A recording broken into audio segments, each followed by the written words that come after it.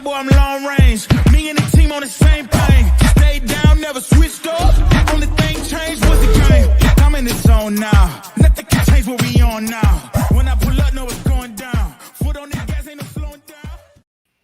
What is going on, everybody? Welcome to the Clydesdale Media Roundtable, or Thursday lunch with the Clydesdale crew, whatever you want to call it. But it's Mamie and I today. Hopefully we'll have the full crew back next week. But what's going on, Amy? Not much. It's my off day for work and my off day for the gym, and I just had a massage. So, I mean, I do maintenance body work massages, so but it was timely because yesterday I had a hell of a workout where I met Pukey. Ooh, you don't usually puke. No, and it wasn't like I puked because I was working out so hard. It was that I got Fran lung from the workout, and then that made me, the coughing made me gag. So, yeah, I was kind of leafing through Instagram, and Becky Harsh, who we know works at CrossFit HQ, did yesterday's CrossFit.com workout, and I was like, that is an Amy workout. What was it? And I will do it. So it starts with, you take your rucksack, Okay. and you do 40 shoulder to overhead. No, Okay.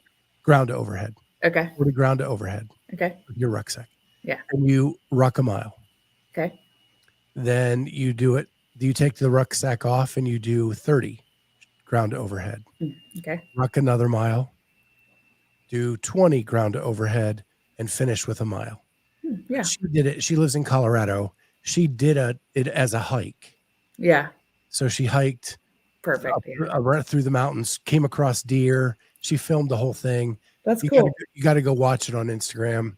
And I was like, that is so Amy to go out into the woods and do like a ruck with some shoulder to overhead every mile. I love that. Yeah. I bet your shoulders were like, I bet they fire shoulders. Yeah. I just thought, I was like, I've got to tell her, because that is right up her alley. I love it. You're always looking for something to get outside. Literally in my car that I drive around with all the time is my weighted vest and my hiking shoes. They're already in the car.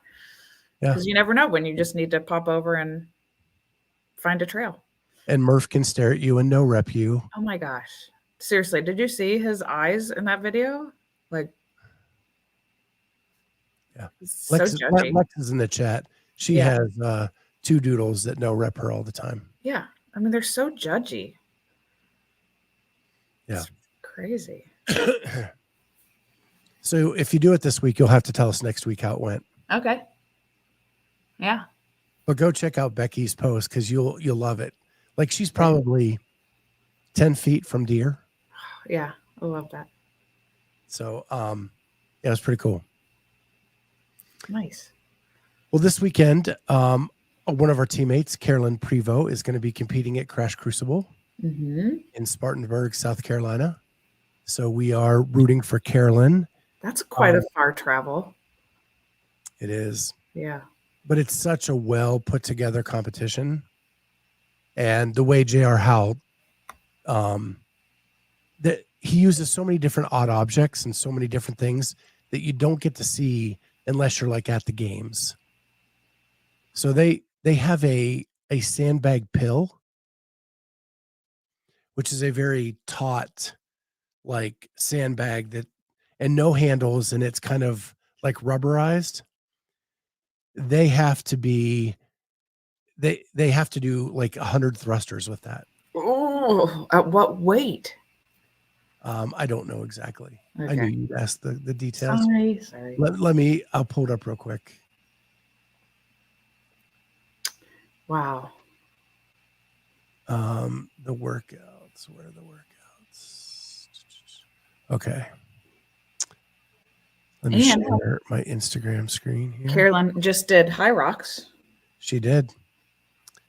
Which one is? I think it's Midline Sadness, maybe. Midline Sadness, of course. Nope, not that one.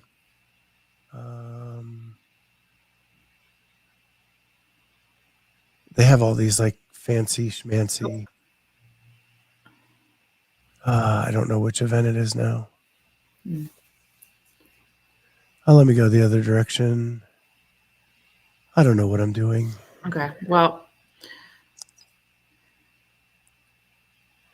if Lex knows what that one is, Pilgatory. That's it. Duh. Pilgatory. So it's 50 pill thrusters at 170. So 100 for men, yeah. 70 for Okay. women. 50 chest to bars, then a 50-meter pill lunge. Anyhow, okay. Chest to bars, then 50 pill thrusters. Oh, so 100 pill thrusters. Barf. What's the time cap there? I can't. 18. 18 minutes. Yikes. Yeah. So a lot of people have previewed this. We don't need to preview the event, but there's a lot of big names there. It's what I consider to be probably the top tier mid-major in the sport now. If you're not Rogue or Wadapalooza or the games, like Crash Crucible is right there. Is there, do you have to qualify to compete? So if you are a games athlete, you may get an invite, but there is a qualifier. Okay. And so there's a lot of the semifinalists that we have interviewed over the years are competing there, as well as Colton Mertens, Fee Sagafi, Carolyn Prevost, Sam Stewart, Chris Ibarra, like Nick Matthew, Olivia Kerstetter, tons of people. And it's going to be fun. Caroline Stanley. Yeah, a lot of games athletes as well as a lot of, but they do the Z scoring, which is where in traditional scoring, you finish first, you get 100, second, 94, whatever. This one, if you finish way behind first place, you may get 75 points instead of 94. They look at the gap between places. And so if you dominate an event, you can really get a lead. Nice. I didn't like how it played out last year, but we'll give it another try this year. See if they've made some tweaks and see what that looks like.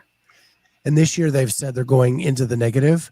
So if you are way back, you could actually get negative points for an event. Corey Leonard says it's pronounced like Pez. He just made that up, but tell everybody else. Well, it started as P scoring. It went to Z scoring. And so I get confused sometimes. Both. Yeah. Oh, shoot. They aren't. I just heard on the TTT podcast from Max that they are going negative this year. From Lydia Fish and Sam Stewart. But Lex says no. Maybe not. Okay. So that was my source for the negative. How about our boy James Townsend? Yeah, so bad. So was he in a comp? Did that happen at a comp? Yeah. Okay. And he was away from home. Yeah, I knew that part, but I was like, I didn't know if he was just training with some people or if it was a comp. And yeah, so he had to get on a plane and come home, then have the surgery. I reached out to him yesterday, just sending him a message, and he responded back and just said, it's been a cloudy last couple of days, but thanks for the perspective and that sort of thing. So he's such a good guy. I know. His post was so sad. I know. That's why I was like, I want to send him a little love. I know I'm nobody to him, but I just wanted to send. And every time I message him about something, he always responds. Yeah, he's really good. Yeah. When I interviewed him, he said he viewed himself as the people's coach. Yeah. Like if people had questions about how to do a lift or he would answer them. That he believed it was such a gift for him to be able to coach. He would coach anybody who asked. Yeah. Via online or whatever. And so, yeah, that was crazy. Yeah. Ugh, sucks. I hated it. Well, with Corey in the chat, we've got to say he got an invite to Legends. Ooh! Woo! It is official. I guess those video reviewers agreed that his reps were legit. So he now has to learn how to swim. Okay. He did a swimming event at MFC last year. Not his best performance. So now he said he's getting a month's whatever membership to the YMCA so he can start working on his swimming. Yep. Maybe you should coach him up on swimming. I told him I wish I lived closer because I would. Mm-hmm. It's just tough when you can't see the person. Right. And videoing in a swimming pool isn't the best. No, it's not ideal. Yeah. So, but super happy for him. He put in so much work this year. It was good to see him make it to Legends. So that's pretty awesome. I mean, to get older and get better, that's pretty sweet. So props to you, Corey. I did want to highlight something Chad Schroeder did. I thought this was super cool. He put together top performances from the Masters and Teens at the 2024 CrossFit Games. And he also did it for the Adaptive Division too. And you can go to his LinkedIn account, or not LinkedIn. It's on his LinkedIn. Yeah. Go to his Instagram, go to the bio. He has a link tree where it has all the different things that he's done. But he, and this is just an example.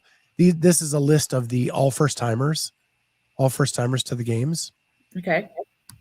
And then like he does a thing on Jason Grubb.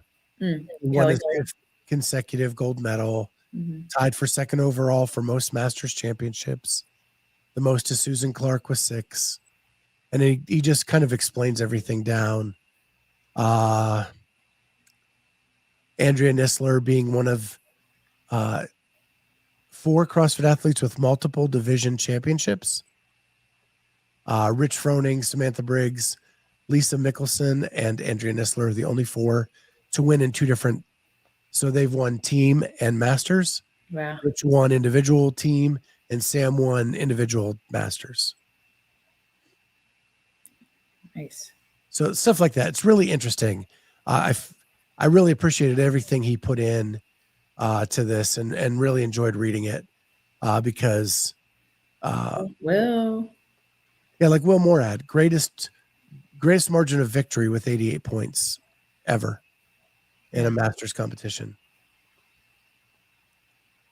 So pretty good. Yeah, I love it. But yeah, really fun to kind of read, and wanted to highlight him because he put a lot of work into that, and people should go check it out. So check out Chad Schroeder's Instagram account. It's in his link tree, and he has Adaptive, Teens, and Masters all listed. So cool. We got Kat in the chat. So here's my question for you. Hi, What's up, Kat? So Rich Froning put out there that he thought the coolest idea for an in-house comp was to take the 5 best people from every class time. And then on a Saturday, have an in-house comp because you never see each other. Yeah. Yeah. So it's a way for everybody to kind of come together in a comp and cheer for your 6 a.m. class or your 5 a.m. class or your 4:30 p.m. class and kind of cheer on the best athletes from each class. Thoughts? I like that idea. I like that it's a community event and doing that. How are you measuring the fittest ones? Just by what their scores are on Beyond the Whiteboard? I mean, like I would have, or whatever their logging is, and like over what period of time? Like, how are you coming up with these 5 people? Leave it to you to go all into the details. I like details. I like the idea. I'm just saying then that brings up questions for me. That's all. Yeah, I don't know. Yeah. Because part of who I am, like in figuring out the details, is I also, okay, sorry. part of that is I also look at like, wow, I wonder if there's other people that will feel like borderline athletes that want to participate but aren't yet. So that's all. Yeah. And, if it's a lift, you may have a stronger athlete. If it's a gymnastics event, that may be a different group. Like it could be different throughout. And you could even have a team where you pick the strongest person, the most gymnastics person, whatever. And hell, you can make it whatever you want. You could have the best scaled athlete, the best, whatever, and have different. So, but each class would have the same opportunity to fill that team. I don't know. I thought it was an interesting concept because he's so right. When you go to the 4:30 p.m. class, you don't know the 6 p.m. class. You don't know the 6 a.m. class. You don't know the 10 a.m. mother's class, right? Yeah, but I guess I feel like that we kind of do that in the open. Yeah, I guess. But even that, you can schedule times on Saturday morning or Friday night right? This is a one event. Yeah. One day, everybody has to come at the same time. Yeah. I mean, I think it is fun for sure. So, okay. Yeah. Well, the only thing I've left is Talking Elite Fitness did an interview with Mitch Bragg from the PFAA. And that's my favorite subject to talk about. I know. And I don't know why they do this. So they do. Wait, pause for a second, because I would like to speak on what Elise just said here. Rich isn't worried about details. He'll have his crew work those out for him. Yes, I agree with you. But what I would like to work on with that is I also feel like I'm going to say it right here. And it's about their programming, because we've been using their programming. And while I like their programming, there are a number of clerical and errors constantly that I feel like impact, and that they send out a lot of their information and it's in all these different spaces, and it's not like a streamlined way to send out those details. So I wish they had a better system of communication and they were more concerned about the details, because it does affect my daily life. So, sorry. I hear you. Yes.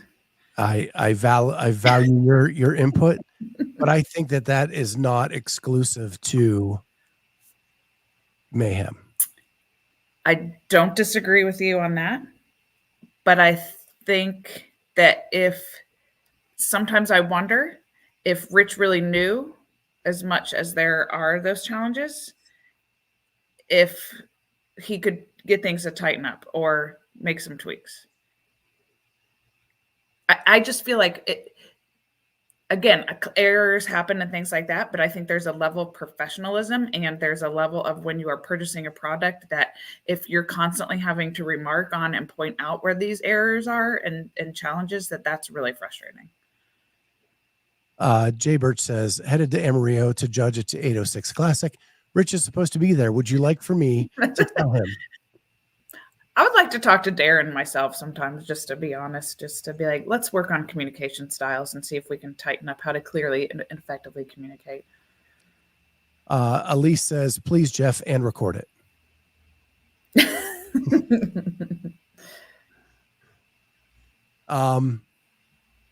Okay. So back to the PFAA, my favorite subject. Okay. Sorry. So he was there at the Tier Cup. This was done at the Tier Cup. One of my frustrations with Talking Elite Fitness is they release everything audio first. So this is on YouTube, but it's audio only. So you can't see anything. And I don't know why that bothers me, because usually I just let it play in the background anyway. But for some reason, a black screen bothers me.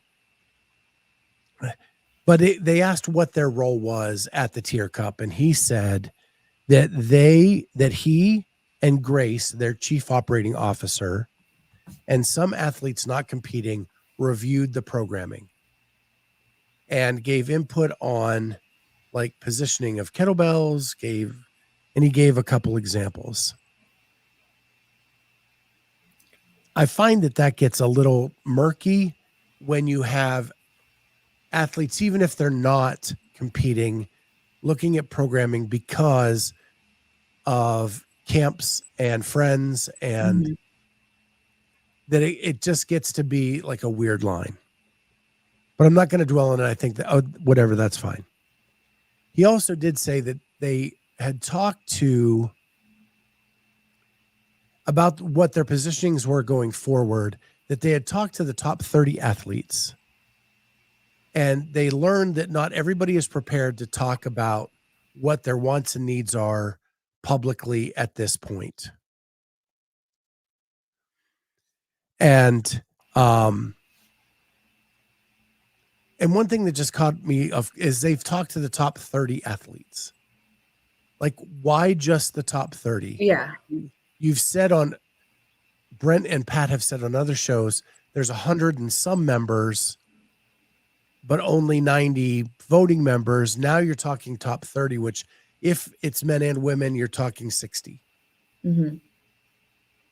But there were people that didn't want to talk publicly. And I think what's happening, though, is the more that they're ambiguous about all of this, and the more the athletes keep coming out and saying they don't agree with what they're saying, like Saxon, like Ariel, then Chris Ibarra last night on the spin said that he was a rookie. He didn't really have much say in what they were doing.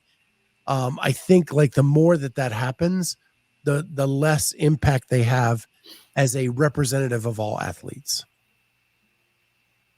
They also said that they pressure test some of their ideas with sponsors. So if they have an idea of something they want to do, they're running it past some of the major sponsors to see if there will be kickback from them before they say it. Which I'm going back and forth whether I think that's a good idea or a weird idea. So I think I need to think on that a little bit more, because I just listened to this maybe 2 hours ago. Yeah. I think need to digest that more. He also said that they were called out by the organizers of NorCal for putting out the 3 demands, because they had made an agreement to partner with them on their swim event. And the organizer said to them, when you guys put out a statement like that and we have published you as a partner, all of that then comes on to us. It reflects on them. Yeah. Mm-hmm. And he admitted that they did not think about how that might affect people they partner with. Well, okay. That's kind of a big deal. Yeah. He also kept bringing up all this, like a storyline season. So like week 1, you have this, and then in week 2, you have this, and it moves systematically. And he doesn't mean like it has to happen every week, but like event 1 to event 2 to event 3 in a storyline fashion. Yeah. And Tommy actually did a really good follow-up saying like, we all want a storyline season, and that's been said for years, but saying it and doing it are 2 drastically different things. Right. And he said, well, we're just trying to get things in motion so that if we can go down this, we need, and then it became a word salad where I'm just jumbled words where he was saying stuff without saying anything. Yeah. Yeah. But then the final thing I'm going to bring up from this is he said that they're actually in talks with events for next season, that if CrossFit does not make any move by a certain time, and then they asked him about a timeline, he didn't have one, but by a needed time, that they will have an alternative season for athletes to go through. Okay. Through these other events. Alternative season. Okay. So And season in quotes, because like, I don't think it would be hey, you qualify here to go to here. It would just be events they could participate at to fill the season. Sure. But the more they talk, the less I am encouraged that they're truly representing all the athletes. Mm-hmm. And not that they don't have, not that some of these ideas aren't good, but like when Lauren and Tommy were asking follow-ups, they didn't have any more to the idea. It's one thing to come up with the idea, but then there has to be a solution to get you to implementation. Yeah. Yeah. So right now they're just ideas, but there's not solutions and to back them up. Yeah.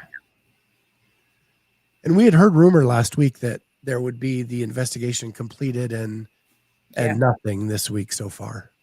No, and I just saw something that Carolyn Lambry posted, but I didn't read all the way through it. But just, I think she was she contributed to part of the investigation, or was that a different thing?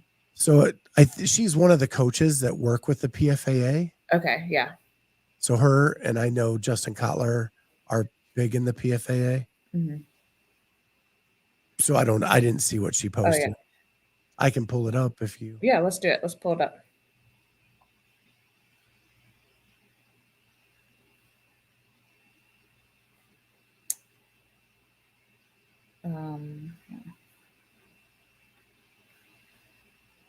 Right.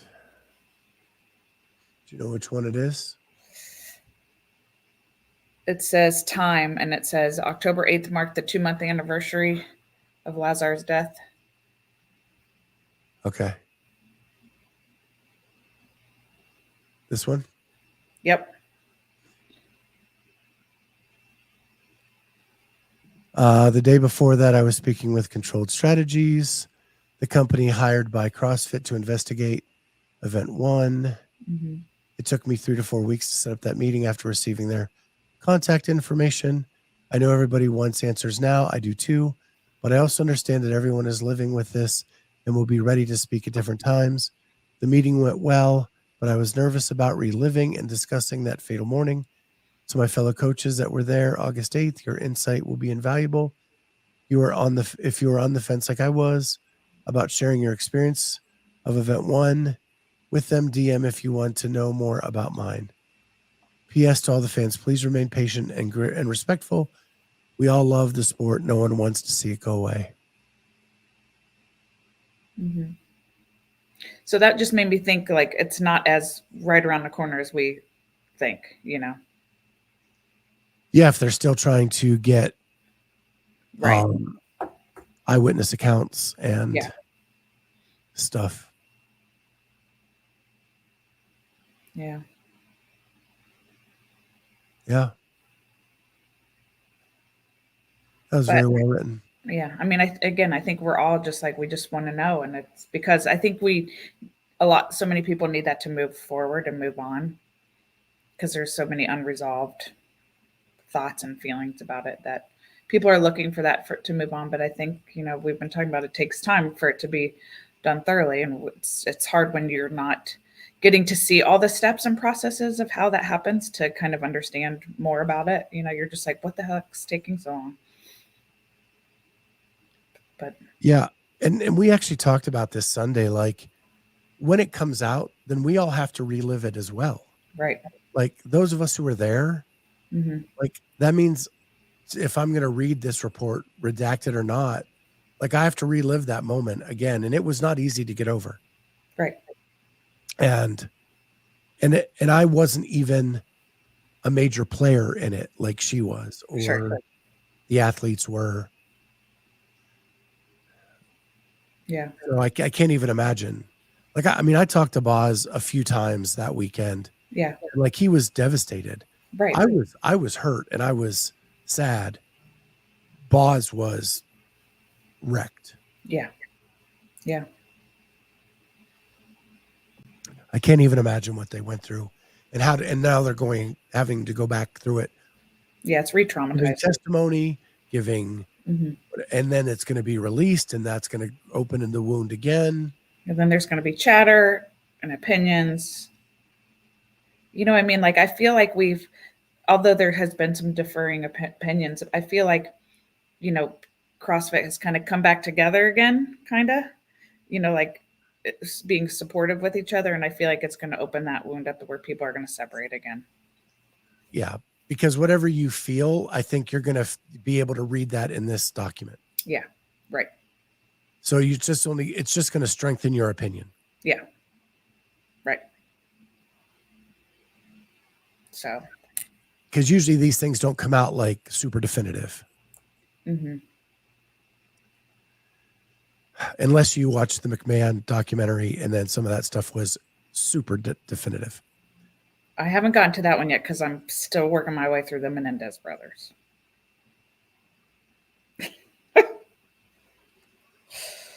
Listen, I have to consume the content.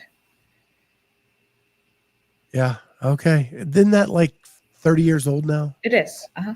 Yep. Yep.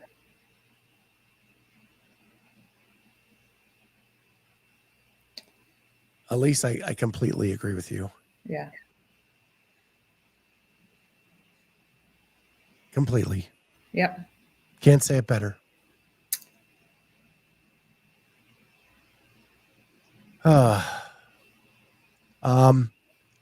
Going to Pennsylvania this weekend. Ooh. Visit your mom? Daughter. Oh. Okay. Yeah. She got a new job, so we're going to celebrate. She got a job in a private studio. Awesome. As a photographer. Yeah. So I'm excited for her. I'm driving to Athens today to pick up my daughter for fall break. But my only agreement into doing this was that I will drive there, but she has to drive home. Okay. I'm not spending 3 hours of my day driving. I will go get her and then she can drive home. You can make it there in an hour and a half? Yeah. Wow. I'm not speeding either. It literally, go look up on Waze right now. I'll tell you. 1 hour, 30 minutes. How long did it take you? 2 hours. No, what the heck are you doing? I'm just kidding. Okay. Been watching MLB, Scott? I am. I've been a closet Mets fan for a long time. And the fact that they're actually doing really well. And last night clinched their spot in the NLCS